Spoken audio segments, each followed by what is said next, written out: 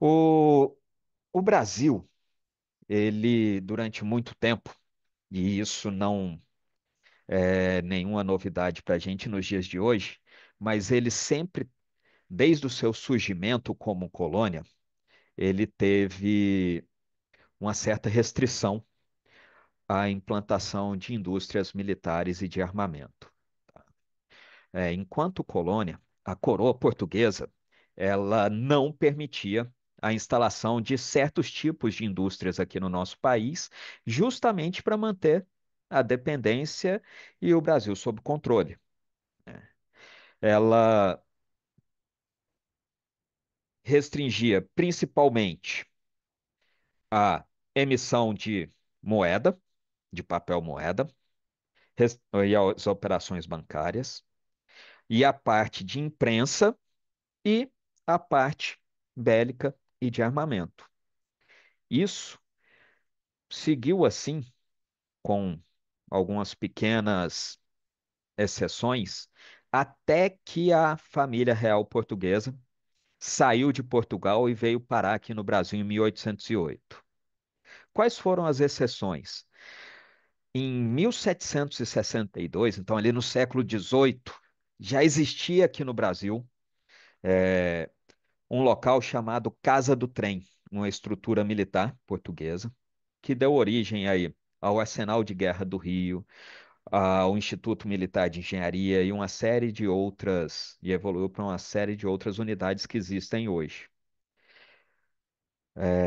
Apesar de não permitir que nós tivéssemos aqui uma indústria armamentista, também não era plenamente viável Portugal ficar mandando sempre todo o material bélico e fazendo também toda a manutenção a partir da Europa. A viagem de lá para cá era muito demorada. E tivemos aí uma série de conflitos e ameaças durante o período do Brasil colônia.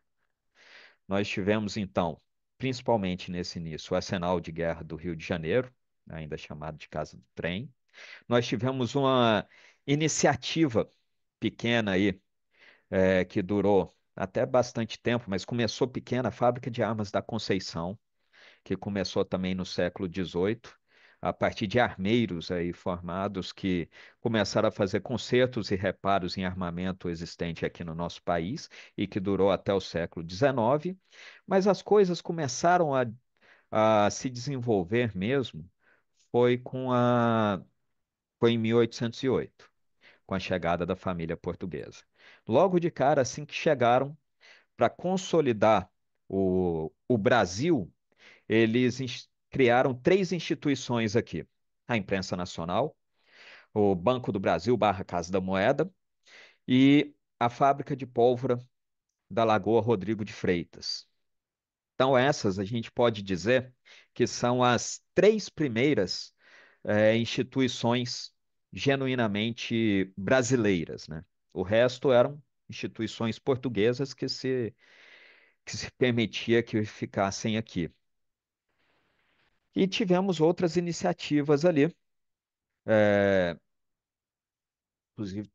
inclusive, laboratórios, fábricas de munição, de armas curtas, fábrica de munição de artilharia, tudo isso como uma iniciativa estatal, essas que eu estou fazendo, todas associadas ao governo e que foram, junto com outras empresas, como, por exemplo, a fábrica de Curitiba, que trabalhava com viaturas, depois organizada sob a estrutura do Exército Brasileiro, e posteriormente, aí 50 anos atrás, né, em 1975, elas foram organizadas sobre um novo ente, que foi especificamente criado para incorporar a parte fabril que existia no Exército. Então, em 1975, foi criada a empresa Embel, mas suas fábricas são muito mais antigas do que isso, né? Hoje, o motivo da criação da Embel foi justamente promover um avanço na indústria estatal de defesa. principalmente dar mais autonomia para elas do que ficarem junto do exército e poderem ser modernizadas e buscar novos horizontes, né? Hoje a empresa ela conta com 5 unidades de fabricação. É a mais antiga delas, oriunda da fábrica de pólvora da Lagoa de Rodrigo de Freitas. É a fábrica da Estrela, que fica na cidade de Magé, no Rio de Janeiro. Depois vem a fábrica Presidente Vargas, que foi criada a partir da fábrica de pólvora sem fumaça, que foi fundada em 1809, tem suas origens aí um pouquinho depois disso, depois da fábrica da Estrela. A fábrica de Itajubá, que surgiu em 1934 como fábrica de canos e sabres para armas portáteis. Então, ela começou, aí falando aqui da indústria de armamento propriamente dito da Imbel, ela começou em 1934 para peças de manutenção e reposição, mas logo começou a fabricar seus primeiros armamentos, mas ela está longe de ser a primeira empresa desse ramo aqui no Brasil. Eu vou mostrar as outras para vocês, tá?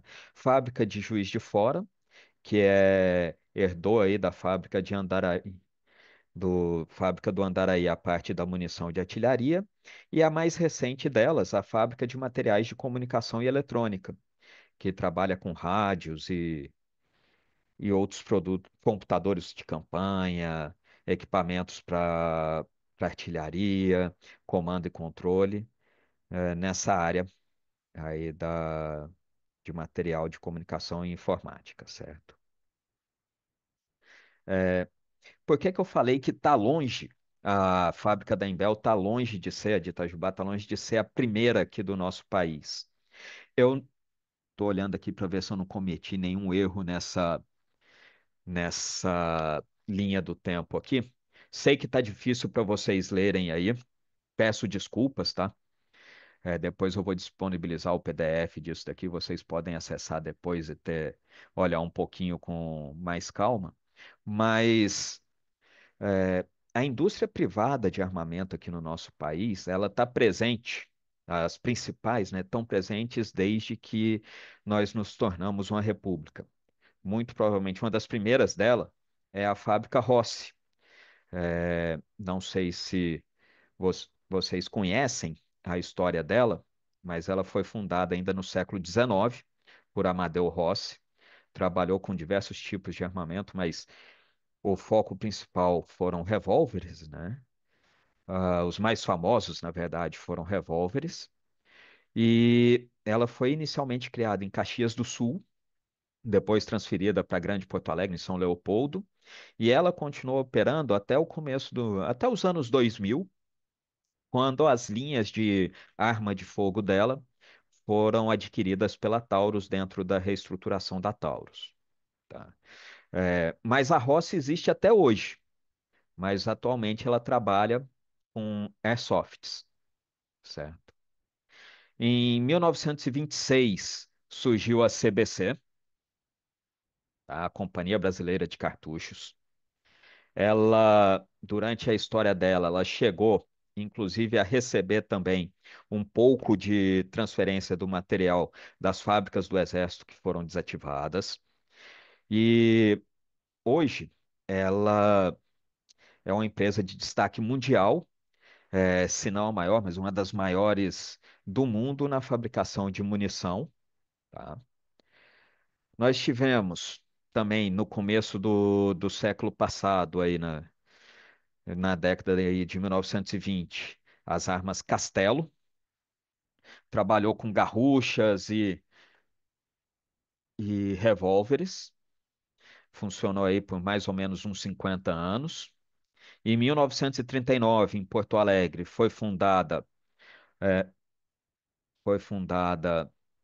a Taurus, tá? Hoje a maior, junto com a CBC, maior indústria de armamento do nosso país. Mas nós tivemos algumas outras aí que é possível que sejam desconhecidas da maioria dos senhores. Eu fiz uma pesquisa aí tentando pegar as principais em alguns locais, tá? Nós tivemos uma indústria chamada Lerap, que trabalhou principalmente, começou com a fabricação de peças metálicas e depois ela, após a Segunda Guerra Mundial, começou a trabalhar principalmente com a fabricação de armamento e funciona aí por quase 30 anos. Nós tivemos um aqui mais famosa que resultou num produto que foi utilizado pelo Exército, a Indústria Nacional de Armas, conhecida também como INA, né, de 1949. Ela produziu a submetralhadora Madsen sob licença aqui no Brasil, tá? Fez essa produção começando após a Segunda Guerra Mundial.